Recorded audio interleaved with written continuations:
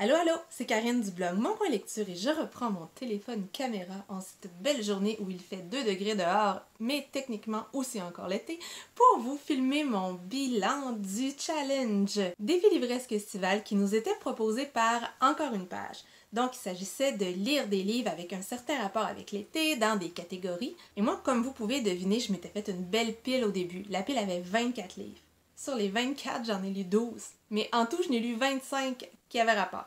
Vous imaginez comment j'ai pu capillotracter le truc pour faire rentrer à peu près tout ce que je lisais dans le défi. Imaginez-vous que c'est la deuxième fois que je filme cette vidéo-là parce que la première, j'avais eu la charmante idée d'installer bien confortablement mon ordinateur sur mes genoux pour avoir tous les titres devant les yeux et avoir l'air full savante. Mais imaginez ce que ça faisait avec une semi-luminosité puis un écran qui éclaire par en dessous. C'était épouvantable. On aurait dû un truc d'un feu de camp à mancher de même. Bon, je recommence. Il faut aussi savoir qu'il y avait beaucoup de ces livres-là que j'ai empruntés à la bibliothèque, puis les autres, si vous me suivez sur Insta, vous savez que j'ai fait du ménage. Ils sont tous bien rangés là-dedans. Puis après le temps que j'ai mis à les ranger, no effing way que je les sorte. Donc, je vais installer des inserts quelque part. La première catégorie s'appelait donc Un après-midi à l'ombre. Il fallait lire un thriller ou un polar. Moi, j'avais oublié de trouver des titres pour cette catégorie-là, mais finalement, j'en ai lu un. J'ai lu Le marié de corail de Roxane Bouchard, qui est un roman que j'ai finalement tellement aimé que ça a été ma recommandation pour le défi livresque estival de MAPS. Donc, je vous invite à aller voir cette vidéo-là si vous voulez m'en entendre parler longuement et avec passion. Je pense que je suis vers la fin, j'en ai cherché ma face. Mais ça veut pas dire de pas regarder les autres, mais si vous voulez entendre parler de ce roman-là, ben cherchez. C'est donc un polar poétique qui se passe en Gaspésie. On a le même inspecteur que dans Nous étions le sel de la mer. On rencontre une femme forte dans un monde d'hommes. C'est beau. L'écriture de Roxane Bouchard, ça vient me chercher à chaque fois. J'ai vraiment beaucoup aimé. La deuxième catégorie, c'était Mojito by the Pool. Il fallait lire du graphique. Alors moi, j'avais choisi de lire 5 branches de coton noir et de lire les 10 tomes de Perfect World, qui est un manga, genre comme un shoujo, mais pour les grands. Genre les personnages, c'est pas des ados. Il y a un nom, on me l'a dit, je m'en rappelle plus. Bon, toujours est-il que j'ai lu ces 2 bandes dessinées-là et j'ai lu aussi 13e Avenue de Geneviève Peterson et quelqu'un d'autre. Moi, je vous l'ai dit, je les avais plus, hein. C'est ça. Je vais l'écrire. Vous allez voir. En tout cas, je vais m'organiser. Booktubers en carton. Sont-ce été des bonnes lectures? Mais bien sûr que oui, toutes les 3, j'ai aimé ça. Donc, dans le manga, c'est l'histoire d'une jeune fille qui revoit un de ses amours d'adolescence alors qu'elle est adulte. Et ce personnage-là est maintenant en fauteuil roulant suite à un accident. Donc, ce que j'ai trouvé chouette, c'est d'avoir un personnage qui vit en situation de handicap, un handicap en particulier, et ça parle beaucoup des impacts que ça a au quotidien, des préjugés auxquels il y a à faire face, les questions que tout le monde se pose, puis qu'est-ce que ça peut représenter dans le cadre d'une histoire d'amour. Moi, j'ai aimé ça, hein. J'ai lu 10 tomes dans un après-midi, ça peut donner une idée. Oui, j'ai des petits côtés où j'étais plus mitigée, notamment par rapport à une professionnelle de la santé. Notre héroïne, des fois, elle est dans la vingtaine, mais des fois, on dirait qu'elle a 14 ans. Mais bon, c'est pas grave, j'ai bien aimé ça. Les dessins sont choupis, c'est bien. Dans 13 branches de coton noir, nous sommes pendant la guerre avec un soldat noir, mais imaginez-vous, un soldat noir. Tout le monde le voit et il est jugé, là, c'est fait à ce moment-là. Il est bon à laver les toilettes, combattre et, mon Dieu, oublier. Toujours est-il que ce soldat-là va être engagé pour retrouver un mystérieux drapeau qui serait le premier drapeau américain. Donc, on a tout un truc passé-présent. J'ai beaucoup aimé ça. Il y a un côté doux amer, ça m'a beaucoup plu. Par contre, ce sont des BDistes blancs. Du coup, je sais pas si la représentation est top, mais je serais curieuse d'avoir l'avis de personnes noires qui ont lu cette bande dessinée-là, voir s'ils ont aimé ça aussi. Finalement, 13e Avenue, qui est une bande dessinée québécoise, ça raconte l'histoire d'un jeune garçon qui vient du Saguenay et qui déménage à Rosemont. Il est en deuil, sa maman va pas bien du tout, mais elle devient chauffeuse d'autobus à Montréal. Donc, moi, j'ai beaucoup aimé voir Montréal par les yeux de ce jeune garçon-là. C'est tout plein de références un peu nostalgiques à l'enfance. Notre jeune, il va rencontrer des gens, il va sentir son petit cœur battre et il y a un mystérieux voisin dans tout ça. J'espère juste qu'il va avoir un tome 2. Tout le monde l'a lu, je pense, dans le cadre du défi, puis je pense que la plupart des gens l'ont aimé. Là, vous le voyez pas, là, mais ça fait 10 fois que je m'assomme dans la bibliothèque puis que je fais tomber les bonhommes. Riversong, ici, là, elle veut pas rester debout, on dirait. Troisième catégorie qui était Sunkiss. Il s'agissait de lire soit une romance, une chick flick, une anti-romance. En fait, je sais pas c'est quoi une anti-romance, fait que si quelqu'un sait, expliquez-moi. Merci. J'avais dit que je lirais Beach Read et que je lirais L'allégorie des truites arc-en-ciel. Le verdict, j'en ai lu un sur deux, mais j'en ai lu un autre qui, quand j'ai commencé, je pensais qu'elle allait fitter dans cette catégorie-là. Fait que je l'avais rajouté, mais finalement, pas tant. Mais c'est pas grave, on va le laisser là pour que ça fasse deux, comme j'avais dit. Oui, psychorigide. Donc, le premier roman que j'avais dit que je lirais, c'est Beach Read, d'une autrice qui parle anglais et dont je ne me rappelle plus le nom. C'est une romance qui avait eu quand même... j'ai une drôle de voix. Oh. C'est donc une romance, je recommence, qui avait eu des très très bons avis en anglais. Mais moi, j'ai été quand même hyper mitigée. En fait, c'est l'histoire de deux écrivains qui sont un peu des ennemis au départ et qui vont se ramasser dans un petit village, dans deux maisons sur le bord de la plage, l'un à côté de l'autre. Et ils vont se mettre au défi chacun d'écrire dans le genre de l'autre. Lui, c'est un auteur très sérieux et elle, c'est une autrice de romance. Donc moi, je pensais qu'on allait entendre parler beaucoup d'écriture, qu'on allait avoir droit à des joutes verbales entre écrivains et tout. Mais c'était vraiment rien qu'une romance. Fait que moi, je suis la personne la moins romantique de la Terre, sérieux. Ça fait que j'ai fini par m'ennuyer un petit peu. Dommage. Maintenant, le livre que j'avais décidé de faire fitter dans cette catégorie-là, c'est Queenie de Candace Carty-Williams, qui était présentée comme la Bridget Jones noire de Londres. Du coup, j'ai dit parfait, pour cette catégorie-là, ça marche. Je l'écris, puis une fois que c'est écrit, moi j'enlève pas, hein, bien entendu. Et j'ai lu un roman, certes où on a des trucs où une jeune femme vient de se faire planter là, puis elle cherche l'amour avec des applications, et c'est parfois un peu glauque et des fois très très drôle, je vous l'avoue.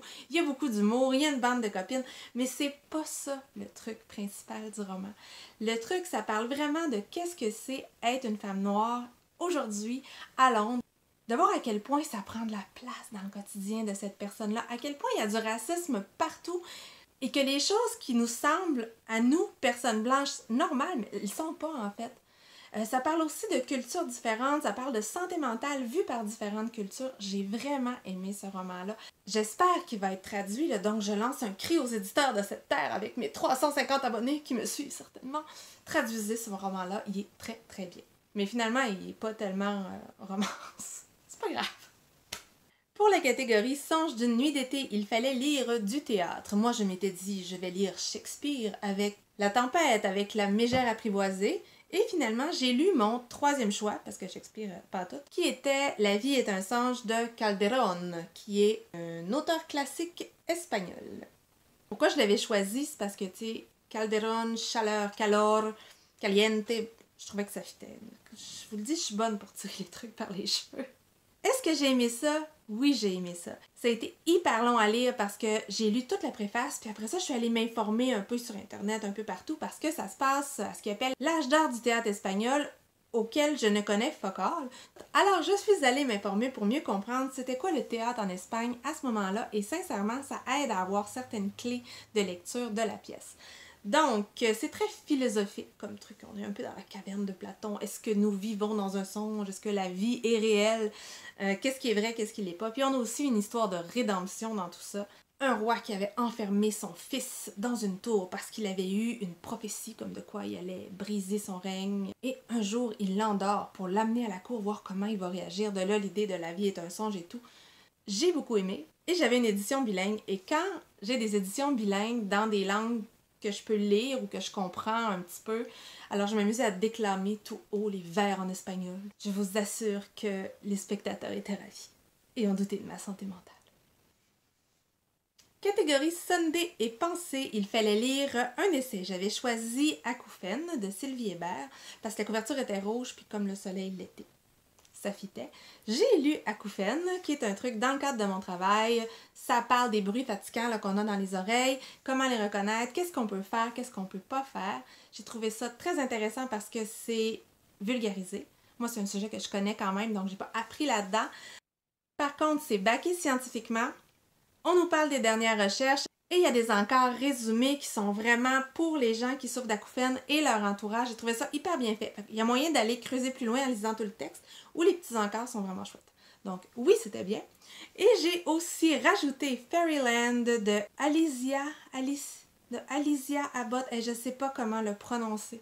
Donc, c'est Alicia qui nous raconte la vie de son père, le poète Steve Abbott, dans les années 80 à San Francisco. Son père qui était gay et qui vivait dans ce milieu-là. Pourquoi je l'ai fait fitter dans la thématique de l'été, c'est qu'il y a un arc-en-ciel dans Fairyland, puis ben les arcs-en-ciel, on en voit plus l'été. Donc, c'est ça. Moi, j'ai vraiment aimé ça. Ça parle de cet univers, ce Fairyland, cette petite bulle magique qu'il y avait autour de ce père et de sa fille qui faisait ce qu'il pouvait, mais qui avait une façon bien à lui de voir l'éducation d'un enfant. C'était le village là, qui l'élevait, Alicia. Et on voit aussi cette jeune femme-là, plus tard, qui quitte la maison, qui vit sa propre vie, qui est confrontée à la réalité et à la maladie de son père parce qu'elle va l'accompagner jusqu'à la fin quand il meurt du sida, début des années 90. Moi, cette partie de l'histoire-là, cette épidémie de sida dans les années 80, le silence et l'inactivité des gens qui étaient au pouvoir face à ça, ça vient me chercher, à chaque fois. C'est un super bel hommage à son père, mais elle nous montre comme il l'était, elle nous le montre pas parfait, c'est pas édulcoré, c'est bien écrit et je vous le conseille. Si cette période-là vous intéresse et si vous avez le goût de lire des histoires qui sont passées à ce moment-là. Parce qu'on s'entend, il y a une grande partie de la communauté gay, à San Francisco entre autres, qui a disparu pendant ces années-là. Catégorie retour de vacances. Il fallait lire quelque chose qui se passe sur un lieu de travail. Moi, j'avais choisi Ninth House de Leigh Bardugo parce que c'était d'une école, puis d'une école, il y a du monde qui travaille. Et j'avais choisi Hamnet de Maggie O'Farrell parce que ça parlait de Shakespeare, puis je me disais, maintenant, Shakespeare, il y avait une job, il travaillait. J'avais aussi choisi Campus Land de Scott Johnson, encore une fois parce qu'on parlait d'école. J'ai lu les deux premiers. En fait, ça parlait pas de job, mais pas pantoute. Donc, il fallait que je trouve autre chose. J'ai donc vraiment rempli le contrat avec le manga A Romantic Love Story, qui raconte l'histoire d'une jeune mangaka qui est aromantique. Donc oui, ça parle de sa vision de l'amour, mais ça se passe tout le temps dans son bureau de mangaka avec ses assistants. Donc c'était sur un lieu de travail. Si je suis pas totalement convaincue, j'ai quand même bien aimé ça et juste le fait que ce thème-là soit traité, j'ai trouvé ça bien. En fait, je trouvais que le côté éducation versus le côté histoire, le dosage, c'était juste so-so pour moi. J'ai bien aimé les deux premiers tomes, moins les 3-4, puis le tome 5, finalement, moi j'ai aimé la fin, donc ça, j'ai trouvé ça chouette. Donc, si vous voulez apprendre au sujet de ce que c'est d'être aromantique, ben pourquoi pas, puis ces 5 tomes, ça se lit quand même vite. Je vais vous parler rapidement de mes deux autres lectures, donc Ninth House de Leigh Bardugo, qui est sorti en français, ça fait vraiment pas longtemps, je l'ai vu passer partout sur Booktube et sur Bookstagram. Moi j'ai bien aimé ça, mais c'est pas un roman qui va parler à tout le monde. Il y a un côté qui est très glauque. L'héroïne, elle est pas facile à aimer, disons. Et le personnage le plus intéressant, Darlington, The Gentleman of Leith, ben il est pas là une partie du roman. Moi je l'aime, Darlington. Bon. Donc, on a affaire à une jeune fille qui est à Yale avec ses sociétés secrètes. Moi, j'ai vu ça, les sociétés secrètes, dans Gilmore Girls. Et depuis ce temps-là, ça me fascine. Donc, ce côté-là, j'ai beaucoup aimé. L'atmosphère est hyper bien réussie. Mais par contre, il y a quand même des longueurs. Il y a des trucs assez gore que j'aurais pas nécessairement eu besoin de voir, que j'ai lu vite. Mais c'est intéressant de voir cette enquête-là dont on veut pas trop s'occuper parce que c'est une jeune fille qui vient pas des beaux milieux. Et de voir aussi le clash entre ces gens-là hyper privilégiés et Alex, le personnage principal, qui, elle, est un peu découragée de leur façon de réagir, surtout face à leurs privilèges qu'ils voient pas, mais pas du tout. Je vais lire la suite, parce que c'est à Yale, puis je veux voir comment ça finit. Mais je serais très curieuse de voir les avis, parce que je suis sûre que ça plaira pas à tout le monde. J'ai lu aussi Hamnet de Maggie O'Farrell, comme je vous disais. Ça parle de Shakespeare. En fait, Hamnet, c'est le fils de Shakespeare. Au début du roman, c'est un jeune garçon, il va hyper bien. Puis à la fin du roman, on sait qu'il va être mort. On est dans une épidémie, on se doute laquelle, là, à l'époque de Shakespeare. Alors moi, le lire pendant l'épidémie, là, c'était peut-être pas le top pour l'hypochondriaque en moi. N'empêche, la première partie qui raconte plus la femme de Shakespeare, Agnès, leur rencontre, comment ils se sont installés. J'ai moins aimé ça, j'ai trouvé ça un petit peu long. Par contre, la deuxième, quand on parle de deuil, où on voit cette femme-là qui sait beaucoup de choses, qui comprend beaucoup de choses, mais qui passe un peu pour une sorcière, pour une bizarre, et Shakespeare qui est jamais là et qui est un homme très très faillible quand il y est, ça c'était beaucoup plus intéressant, c'était très émouvant. Donc c'est en demi-teinte pour moi. Mais je suis à peu près la seule, là. Tout le monde a tripé sur la blogo anglophone. Catégorie « Oh les beaux jours », il fallait lire de la poésie. J'avais déjà triché en prenant un roman en vers de Sarah Crossan qui s'appelle « Swimming Pool ». Ça raconte l'histoire d'une jeune femme qui émigre en France parce que sa mère cherche son père qui est parti comme ça. Elle arrive dans une nouvelle culture, elle s'y retrouve pas beaucoup et l'endroit où elle est le mieux, c'est dans la piscine quand elle nage. J'ai beaucoup aimé ce roman-là, ça parle de se sentir chez soi nulle part, ça parle de rechercher qui on est, d'où on vient, puis les premiers émois amoureux et tout ça, j'ai trouvé ça super chouette. Et j'ai aussi lu de Clémentine Beauvais, Songe à la douceur, qui est un roman où il y a des vers dedans. Et ce qu'il faut savoir, c'est que c'est adapté de Eugène Onegin, de Pouchkine, qui est un long poème ou un roman en vers, je sais plus trop, qui est hyper populaire en Russie. Puis quand j'étais allée en Russie, notre guide était prof de littérature et guide touristique parce que oui, elle gagnait mieux sa vie avec nos tips qu'avec son salaire de prof. Donc, ça faisait les deux. Et elle nous avait beaucoup parlé de Pouchkine et de l'influence de Eugène Onegin sur la langue russe et la littérature russe. Donc, quand je l'avais lu, encore un autre truc que j'avais déclamé, mais pas en russe, en français cette fois-là, dans mon bain, je me rappelle encore, c'était de toute beauté.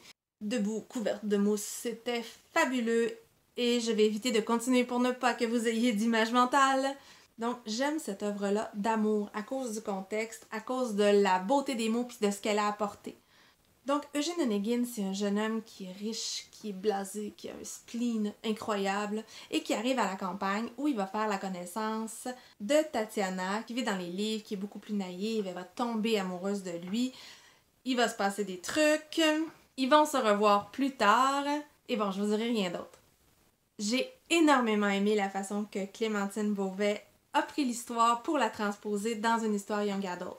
Elle a fait des petits changements au niveau des personnages, c'est très actuel. J'aime beaucoup sa plume. Il y a une vraie évolution des personnages. J'ai vraiment aimé ça. Donc, je vais vraiment lire autre chose de Clémentine Beauvais. J'ai lu Les Petites Reines d'elle, mais celui-là, il m'a vraiment plu. Mais c'est à cause de Jeanne, bien entendu. Ben, pas le personnage de Jeanne, mais la pièce. C'est la faute à Pouchkine, en fait. Dans les nuits d'orage, il fallait lire des classiques. J'avais prévu lire La colline aux gentianes de Elizabeth Gouge et de lire Martin Eden. Je n'ai finalement rien lu de tout ça, mais la pièce de théâtre de l'âge d'or du théâtre espagnol, j'ai décidé que ça comptait aussi comme un classique. Donc voilà. Il reste juste 2 catégories. Ben, je sais pas. L'été de mes 11 ans, où il fallait lire de la littérature jeunesse. J'avais prévu de lire Camp, et le nom de famille de l'auteur c'est Rosen, mais j'ai oublié les 2 initiales du début. Je l'ai lu. Ensuite, j'avais prévu de lire À la chaleur d'un feu de camp de Amélie Panton. Je l'ai lu. Et j'avais prévu de lire Bord de terre de Juliette Thévenot, et je l'ai lu aussi. J'ai aussi ajouté à cette pile le premier tome de Fanny Cloutier et Les Roches Rouges d'Olivier Adam. Quand même. Il faut vraiment que je parle de tout ça. Ça va être éternel, ce point de lecture. On va essayer d'aller vite. Donc, dans Camp, c'est l'histoire d'un jeune garçon qui arrive dans un camp d'été pour jeunes queer.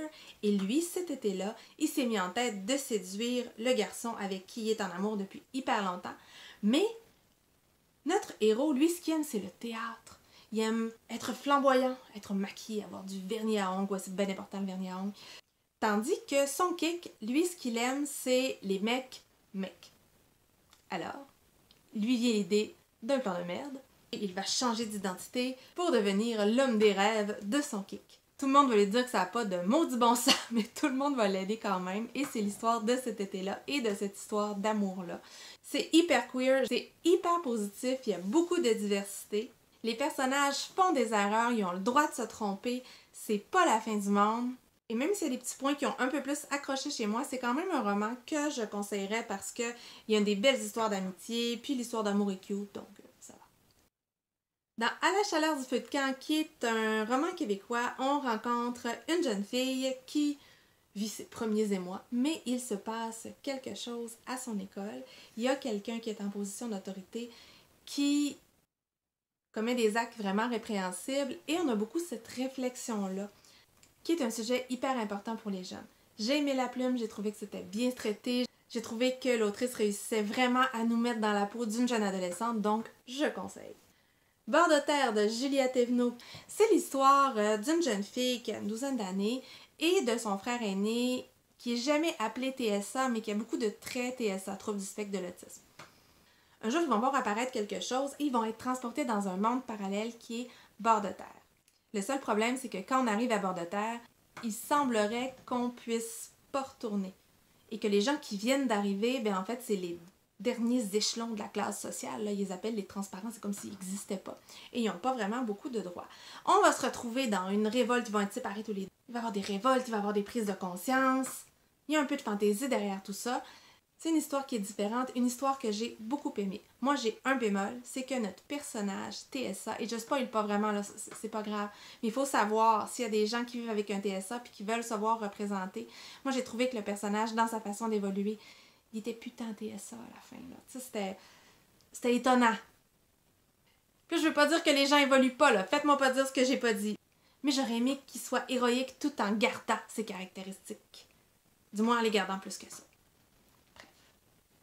Et encore une fois, pour faire comme tout le monde, j'ai lu le premier tome de Fanny Cloutier de Stéphanie Lapointe. C'est l'histoire d'une jeune fille que son père abandonne lâchement pour l'envoyer chez sa tante. De là, elle va découvrir des secrets de famille, elle va rencontrer des gens, puis elle va apprendre un peu à faire la paix avec son papa qui a sacré le camp à l'autre bout de l'univers, qui l'a un peu planté là. C'est écrit sous forme de journal, c'est super bien illustré, c'est drôle. C'est vraiment un petit bonbon acidulé. C'est chouette. Donc, j'ai le deuxième tome qui m'attend, puis je devrais le lire en septembre. Finalement, Les Roches Rouges d'Olivier Adam, qui est classé en jeunesse, mais qui, selon moi, pourrait faire aussi bien pour les adultes que pour la jeunesse. C'est un roman qui a un thème beaucoup plus lourd cette fois-là. On rencontre un jeune adolescent qui fait la connaissance d'une jeune femme, qui est jeune, qui est au début vingtaine, qui est mère d'un enfant et qui a un mari violent. Ils vont tomber amoureux, il va leur arriver toutes sortes de choses, et on sait assez rapidement qu'il va y avoir un drame dans cette histoire-là. Je pense que je préfère Olivier Adam en jeunesse, du moins quand il essaie d'écrire pour la jeunesse. C'est sombre, mais c'est moins sombre que dans ses romans les plus sombres, quand on parle d'Olivier Adam. Moi, j'aime sa plume, j'aime sa façon d'évoquer la réalité des choses, et c'est un roman qui m'a beaucoup plu également. J'essaie d'aller vite, ça paraît-tu? Bon, ici Karine du futur qui fait du montage. C'est beau vouloir aller vite, là, mais si je disais vite en disant de quoi d'intelligent, peut-être bien que ça irait mieux. Donc, j'ai rien dit dans cette critique-là. Je vais faire quelques petits ajouts. Donc, oui, c'est une histoire d'amour, mais c'est aussi une histoire qui est assez tragique. Nos deux personnes vont partir sur la route et ils vont rencontrer certains fantômes du passé. Oui, c'est une relation entre eux, mais il y a aussi une histoire de famille. Il y a certaines relations familiales, moi, qui m'ont fait vraiment mal au cœur. C'est des gens qui vont apprendre à vivre avec leur passé et ça m'a vraiment beaucoup plu, même si c'est très, très touchant et c'est très, très dur des fois. Catégorie Guillaume Gris. Catégorie Guillaume Gris. Quand j'étais petite, là, j'appelais des guimauves des petits Guillaume quand j'avais 2 ans.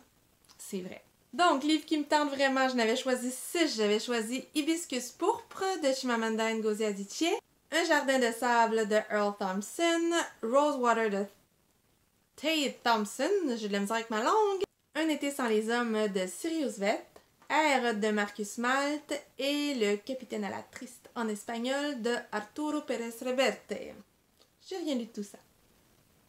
Mais je n'ai lu d'autres, par exemple, parce qu'il y a plein de choses qui me tentaient vraiment puis qui finalement pouvaient avoir un rapport avec l'été.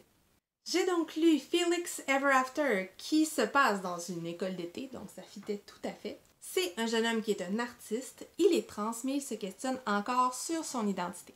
Un jour, il va se faire outer devant toute son école d'été. Il est certain que c'est un personnage en particulier, alors il va décider de s'embarquer dans un catfishing de la mort, mais il va se faire prendre un peu à son propre jeu. Il y a encore une fois beaucoup de diversité, il y a une belle histoire d'amitié, il y a des belles relations qui se nouent. Il y en a des moins belles aussi, mais c'est ça la réalité de la vie, c'est pas tout le monde qui est cool. Qu'est-ce que tu veux? Félix est un personnage qui fait des conneries et qui peut se permettre de faire des conneries et qui en mourra pas. Ça parle d'identité, ça parle du fait que même quand on pense avoir trouvé une identité, ça veut pas dire que ça va rester toute la vie puis on a le droit de se questionner. J'ai trouvé ça hyper bien fait et c'est un autre roman qui, je l'espère, sera traduit. Il faut. J'ai aussi lu le premier tome de Annan, le prince de Lily Boisvert. Moi, j'ai pas du tout aimé ça. C'est tout ce que j'aime pas dans de la fantaisie. Je m'attendais à avoir un univers full travaillé, c'est pas ça. Mais c'est moi. Je vais donc vous envoyer voir l'avis de Chantal de la Bibliothèque Jaune qui, elle, a beaucoup aimé pour avoir un avis plus positif, pour balancer le mien. Parce que moi, j'ai trouvé que ça allait trop vite, j'ai pas aimé les personnages, j'ai pas aimé les relations, j'ai trouvé que c'était action par-dessus action par-dessus action, j'ai l'impression qu'on connaissait pas le monde. Bref, c'était pas pour moi. Il faut aussi dire que pendant que je lisais ce roman-là, j'étais en train d'écouter en livre audio les tomes 2, 3, 4 de Chasse royale de Jean-Philippe Jaworski. C'est aussi de la fantaisie, on est dans l'âge de bronze, on est en guerre, et on suit deux personnages historiques, Bélovèse et Ségovèse, fils de Sacrovèse, qui habitent en Gaule, et nous sommes dans des complots, dans des trahisons, dans des alliances. Et moi, la plume de Jaworski, là, ça marche au bout avec moi. C'est lent. Oui, il y a beaucoup de longues batailles, mais il y a aussi un vrai monde qui est créé, un vrai univers, une atmosphère qui est incroyable. Entre autres, dans 2 des tomes, il y a des personnages féminins qui sont tripants. La petite sœur, moi, elle me fait mourir de rire. Fait que ça, j'ai adoré ça. Et j'avais un contraste de la mort entre les deux.